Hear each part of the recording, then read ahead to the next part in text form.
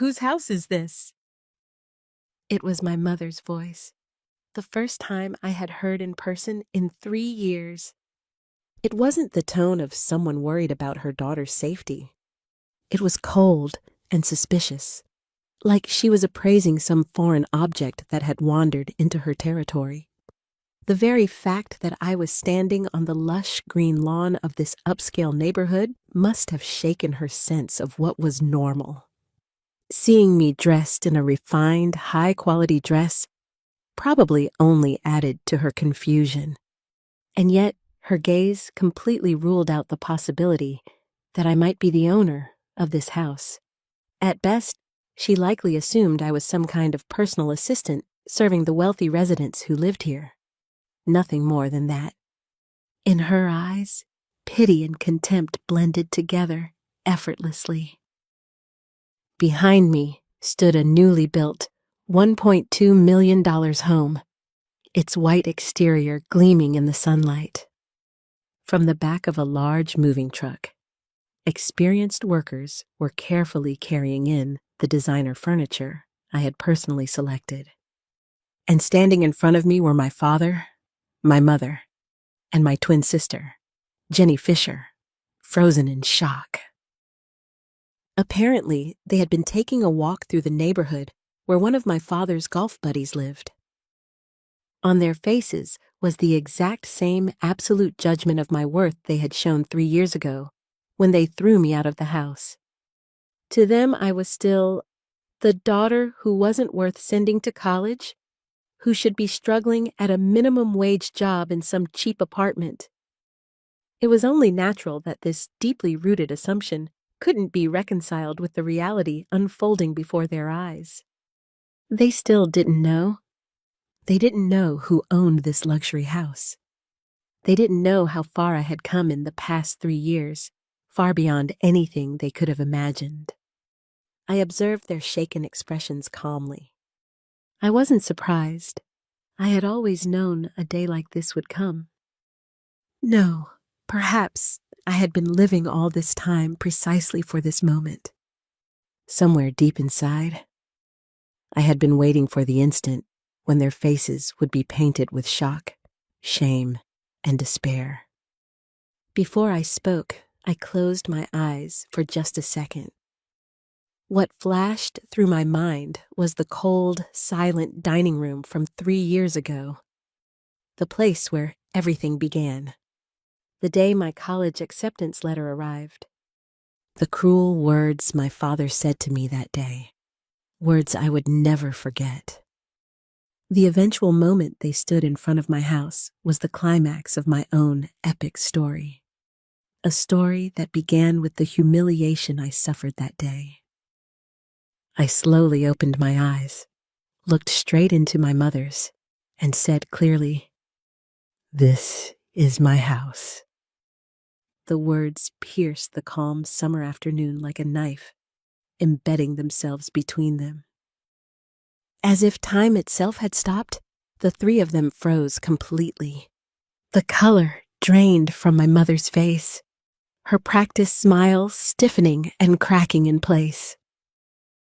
My father frowned as though he had just heard a language he couldn't comprehend, his mouth slightly open. And then there was my sister, Jenny. She looked back and forth between my face and the luxury house behind me, her beautiful features twisting with jealousy and confusion. The unwavering affection she had always received from our parents, and the brilliant future supposedly guaranteed by her expensive education. All of it must have seemed to fade in comparison to the value of this single house. The first to break the silence was my father. He stepped forward and spoke in a harsh, interrogative voice. "Kelly, is that really you? What is the meaning of this? Are you joking? There's no way someone like you could afford a house like this."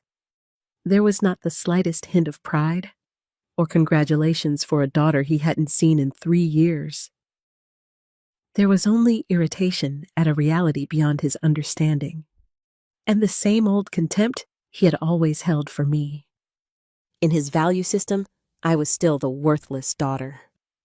3 years ago, diploma in hand and full of hope for the future, just like Jenny, he had said this to me. We'll send Jenny to a prestigious university. The $65,000 annual tuition is a matter of pride for us. But you're different, Kelly. Investing in someone as introverted as you won't bring any returns. Get a job immediately, leave this house, and become independent. That was all I was given at 18. No congratulations, no encouragement, not even a shred of affection. Just an expulsion notice delivered like a cold business decision. And now, that same man was standing in front of me, looking down on me once again. I answered calmly. Why not? I've been working desperately for the past 3 years. Working? My father snapped. Doing what exactly? His tone grew even more aggressive. He probably suspected I had done something illegal. To him, his daughter's success wasn't something to celebrate. It was an abnormal situation that demanded suspicion. That unshakable prejudice struck me as almost ridiculous. When I didn't answer right away, my mother hurriedly grabbed my father's arm and turned a strained smile toward me. Please stop. Don't interrogate Kelly like that. Oh, my Kelly, this is truly amazing. Such a wonderful house. You really worked so hard, all by yourself. We're so sorry we didn't know anything. Why didn't you contact us, even just once? We could have celebrated for you. Her words flowed smoothly, as if she had rehearsed them in advance. The ability to instantly assess a situation and adopt the most self-serving attitude possible. That talent of my mother's almost inspired a sense of admiration in me, but I could see the calculation behind her words as clearly as if it were written out. They were the kind of people who could flip their attitude just as quickly as they had once looked down on me. If this house hadn't been behind me, my mother would probably still have assumed I was nothing more than a servant in a wealthy household. That speed with which she changed sides spoke more eloquently than anything else about who she really was. My father cut in, interrupting my mother. Don't say such stupid things. This doesn't make any sense. Kelly, tell the truth. What kind of work did you do to get the kind of money it takes to buy a place like this? There was no concern in his voice as a father. What showed through instead was his desire for my success to be the result of something shady, something he didn't have to accept as legitimate. More than anything, he was afraid of the collapse of the story he had always believed in, that the outgoing Jenny would succeed and the introverted Kelly would fail. I looked at them one by one. My sister Jenny stood there in silence, her face a mixture of jealousy and confusion as she glanced back and forth between me and the luxury house. Her sense of superiority had always depended on my existence as the unremarkable younger sister. That assumption was crumbling right in front of her. Did they really deserve to hear about my past 3 years? About the night I was thrown out, shivering as I fell asleep in a rundown apartment I'd rented with the little money I had. About working days as a clerical employee at a real estate company, enduring unreasonable demands from my boss, and spending nights desperately studying marketing through online business courses. About devoting every weekend to small freelance jobs worth a few $100s each. While Jenny posted photos from college parties on social media, I was drafting proposals for clients. While they vacationed in Hawaii as a family, I ate instant meals 3 nights in a row. All of that hardship, however, was an investment in my own future. An investment I made in myself, the very person they had written off as having no value. I had no need to make them understand it, and I had no obligation to explain it. I didn't answer my father's question. I simply said calmly, "What kind of work I did isn't important. What matters is the fact that I bought this house with my own strength.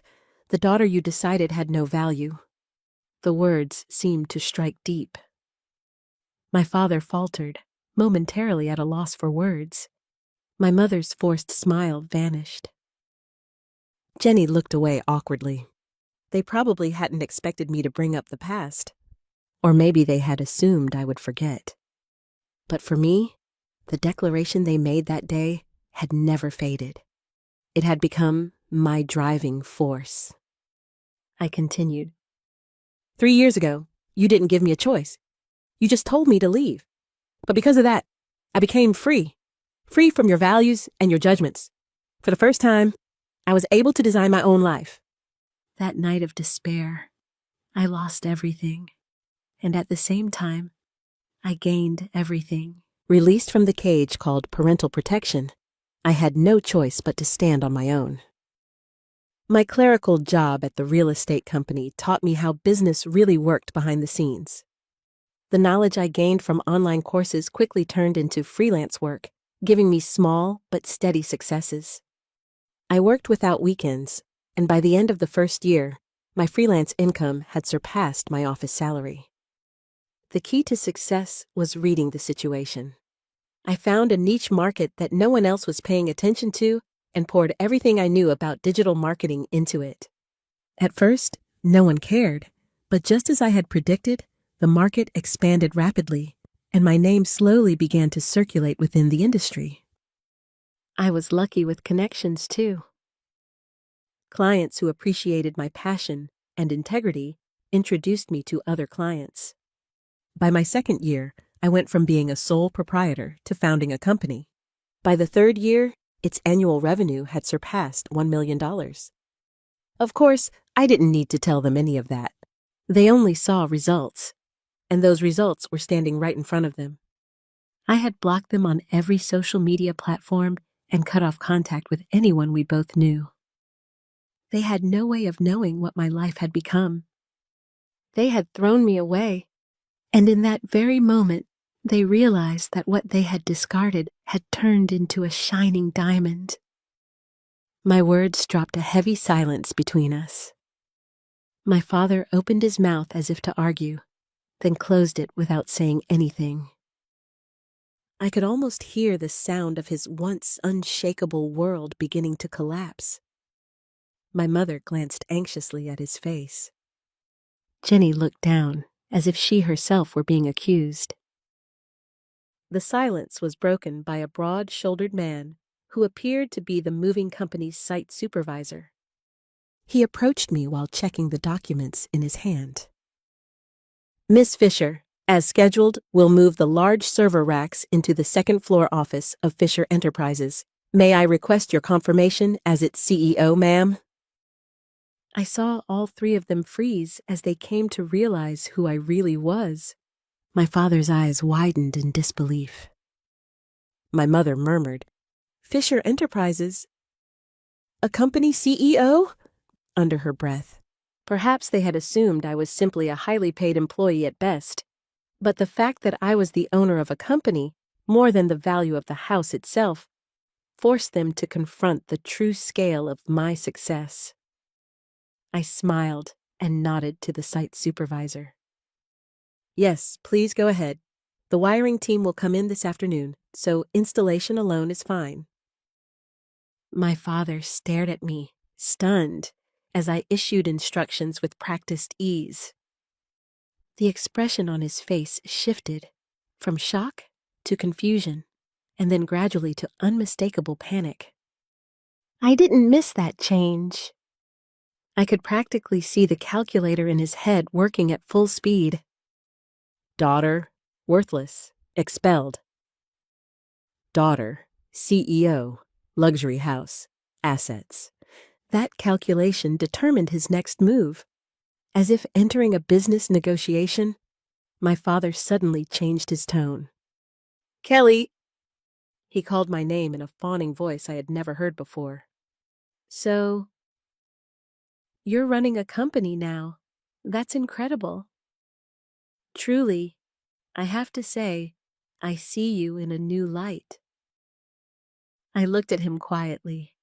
The abruptness of his transformation was so extreme it was almost comical. His forced praise continued. "No, really, this is impressive. This makes your father proud.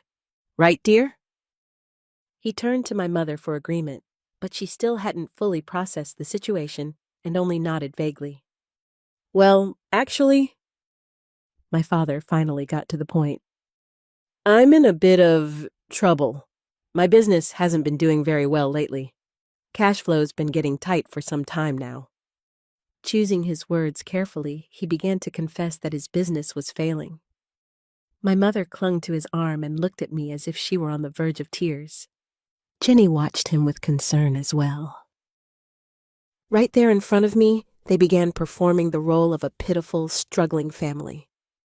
I stayed silent and watched their act. I see. This was it. The moment they grasped the scale of my success, what came to their minds wasn't congratulations or regret. It was usefulness. The daughter they had once discarded as worthless now looked like a source of money, a lifeline to save them from ruin. The sheer ugliness of it made me feel sick. Perhaps thinking I was starting to sympathize, my father pressed on. Jenny's tuition, to be honest, is becoming very difficult to cover. At this rate, she might have to drop out of college. The instant I heard that, something inside me went ice cold. Jenny's tuition. That was the reason I had been thrown out of the house. What had once been their absolute justification was now being used as a tool to extract sympathy from me. My mother stepped closer, picking up where my father left off. Kelly, please. She reached for my hand, but I instinctively pulled it away. Come back to us as our daughter again. You're a successful CEO now. Help your family. Please help your family. I looked down coldly at my mother's hand, left hanging in midair. Then I slowly scanned their faces. My mother looking up at me, close to tears. My father staring with naked expectation, and Jenny biting her lip anxiously. Family? I asked quietly, but clearly enough for everyone there to hear. When exactly was I ever your family? The question struck them like an unexpected blow. My mother gasped, her pleading expression freezing in place. My father's face shifted from shock to rising anger. They must have believed that no matter how cruelly they treated me, I still clung to the idea of family somewhere in my heart. That illusion needed to be severed completely, just as they had done to me. What are you saying? My father snapped. We're your parents. We're your family by blood. By blood? Is that your definition of family? I replied calmly. 3 years ago, you threw your blood-related daughter out of the house without hesitation, for one reason only: no investment value. Is that what family does? No, that's a business decision.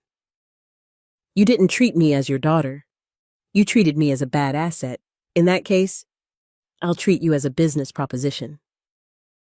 I met my father's eyes and continued. I'm afraid I find no reason to invest even a single dollar in the project of saving you. The risk is too high, and the return is non-existent.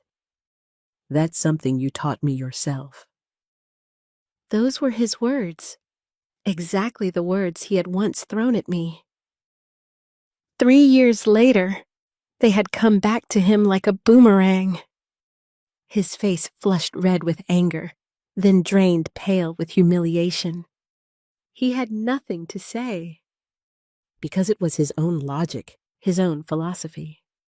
He had spent years believing in a world where only the strong survive, and now, in that very world, he was unmistakably on the side of the weak. And standing before him as the strong was the daughter he had once discarded. My mother spoke in a strained, almost strangled voice. Kelly, how could you say such things? We raised you. For 18 years, we fed you, clothed you. Are you saying you've forgotten that debt? Debt? A dry laugh escaped me. What you gave me was the bare minimum to survive.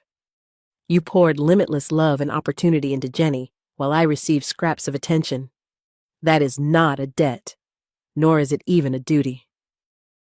Had you given me even half of what you gave Jenny, I might have achieved my success far earlier, far greater. Her words cut through Jenny, who had remained silent beside me. She looked up, her eyes wide, startled. Perhaps she had been unaware of her advantage all this time, or maybe she had noticed, but turned a blind eye, unwilling to give up the comfort it brought her. Mistake? I shook my head preemptively at my father. No, it's not a mistake. It's a choice. You chose Jenny and discarded me, that is all. And the consequences of that choice are this situation right now. Can't pay for her tuition? She might have to drop out of college? That is not my responsibility. That is the inevitable result of your choice. My final words lit a fire in the last shards of my father's shattered pride. His face flushed with humiliation, and his trembling fingers pointed at me. Silence! He roared like a beast. Always twisting logic. That's why you were never likable. And now you succeed and lecture your parents. How dare you? There was no logic left in his words. Completely defeated and cornered, all he had left were hollow, vicious insults. And that final, desperate lashing out revealed his true nature perfectly. He never admits fault. He only attacks and tries to eliminate anything that doesn't suit him. Just as he did to me 3 years ago. Seeing that hideous truth, I understood completely. These people will never change. I turned my back and began walking along the stone path leading to the front door of my new home. Behind me, I heard my mother shout, "Wait, Kelly, don't go." But I didn't turn back. I am no longer your daughter. Placing my hand on the heavy oak door, I delivered my final words. I am Kelly Fisher, founder and CEO of Fisher Enterprises. I have nothing to do with you anymore. They fell utterly silent. They knew the company's name. I was sure of that. It was a rising star in the industry where my father's business operated, a company that had grown rapidly over the past couple of years.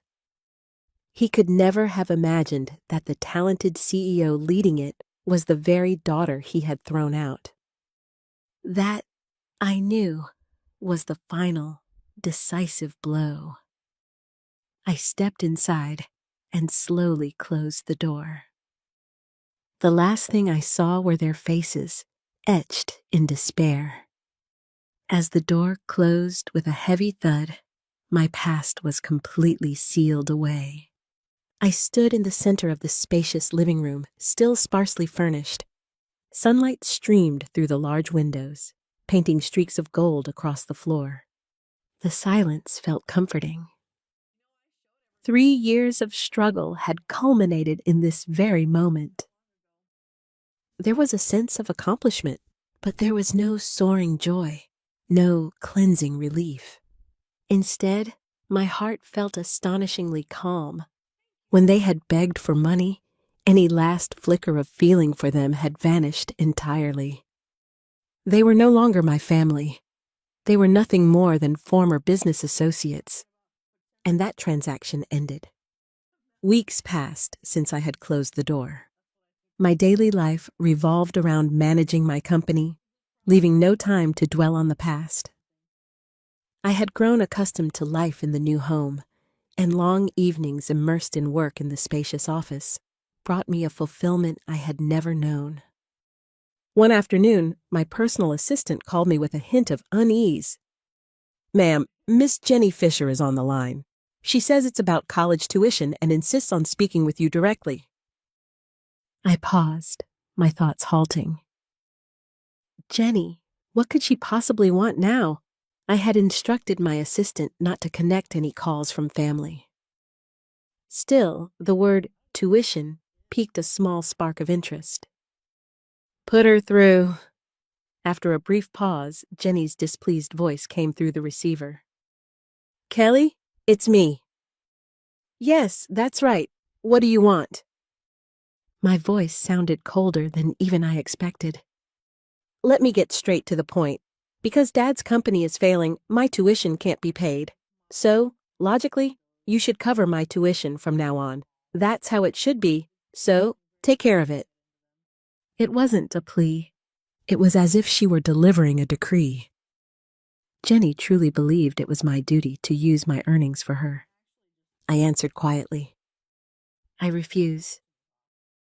There was a brief silence. Then Jenny's tone suddenly changed. What? Refuse? Wait a minute. The money you make is thanks to Mom and Dad raising you in the first place. Don't you think you can help out a little? Is that too much to ask? Her outrage was exactly what I expected. Deep down, she still thought she was superior. She believed my success was a fluke, that I was supposed to be supported, and that she was entitled to that support. You're living in a luxury house, spending extravagantly, and you don't even care that Dad and Mom are miserable because of it. You should think about your family, at least a little. You ungrateful. I listened silently as she vented. Then, when she finally ran out of breath, I spoke calmly but clearly. Jenny, you still don't understand anything, do you? What do you mean?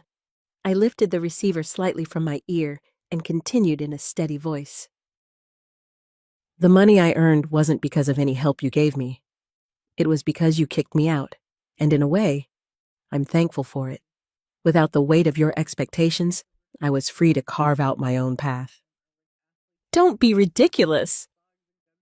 Which one of us is being ridiculous, I wonder? I continued. Do you really understand where your tuition money came from? It was earned by Dad and Mom, and now that source has dried up. That's all there is to it. You've been living on the infrastructure of your parents' assets, without the ability, or the need, to earn for yourself. But that infrastructure no longer exists. I heard Jenny gulp on the other end of the line. The problem you're facing now, tuition you can't pay, possibly having to drop out, is exactly the same problem I faced 3 years ago. The difference is that I had nobody to help me. You still have your parents, though they seem unable to do anything now. I delivered the final, decisive line. Earn it yourself or drop out. Those are your two options, Jenny. Just like me 3 years ago. Welcome to the real world. I ended the call without waiting for her reply. Immediately, I pressed the internal line button on my desk. Yes, ma'am, replied my assistant calmly. Block any future calls from Jenny Fisher and anyone else with the Fisher surname. Do not forward any of their messages to me ever again. Understood. After giving the instructions and hanging up, the office returned to complete silence. Yet inside me, a quiet fire of anger, the kind I hadn't felt since that night 3 years ago, was burning. Jenny's shameless demands, my father's ugly tantrums, my mother's calculating tears. They had learned nothing and reflected on nothing. Now, as the CEO, it is my responsibility to protect my brand and my company. I had to neutralize the risk they posed once and for all. I opened my laptop and began typing a post on my business social media account, which had tens of thousands of followers, with a voice calm yet personal. Today, I want to share a little personal story. It's about why I have completely withdrawn from the most challenging investment of all, family. 3 years ago, my family deemed me not worth investing in and kicked me out with nothing but a few dollars. I had no educational opportunities, no support for my future. Recently, after starting my own company, they suddenly appeared, not to congratulate me, but to demand millions of dollars in investment to save their failing business. Today, my sister, who has benefited from my sacrifices, called me. She assumed I was obligated to cover her college tuition. I refuse all these unreasonable demands. This is not revenge. It is a CEO's decision to protect my life and the lives of my employees. If you are going to invest in something, I sincerely hope it will be in something that enriches your own dignity and future. I hit the post button. The honest, emotion-controlled post seemed to resonate with many people. My smartphone buzzed endlessly with notifications of support and encouragement. The post spread rapidly. Through local online news coverage, almost everyone connected to my parents, former business partners, members of my mother's community, saw it. A few days after my post, my father's company completely collapsed. The few business partners my father still had left withdrew all at once after seeing that post. Who would continue doing business with a heartless man who throws his own daughter out of the house? One former partner answered that way in a news interview. He lost all credibility in the industry and never managed to recover. My mother was effectively expelled from the upscale residential community that had once been her greatest source of identity. Friends who had once competed with her in displays of status suddenly turned their backs on her, avoiding her openly while mocking her behind closed doors. Their house was foreclosed, and every piece of jewelry and every luxury brand item that had once supported her pride was sold off. And then there was Jenny. Her future, too, was sealed by that post. She became known on campus as the sister who tried to extort money, lost her place entirely, and eventually dropped out of college. With no work experience and no skills, only an oversized sense of pride, she now wanders from one relative to another, begging for money, or so I've heard. Of course, no one helps her. I began receiving belated messages of sympathy and admiration from relatives who had once looked down on me, but I instructed my assistant to block them all. How they live their lives now is no longer any concern of mine. My post on social media was not an act of revenge. It was, in a sense, an IPO announcement, a public declaration that ownership of my life belongs entirely to me. My focus is not on their past, but on my company's future. Next quarter's goals: expansion into new markets, and the life I will continue building, one that depends on no one. Their story is over. Mine has only just begun.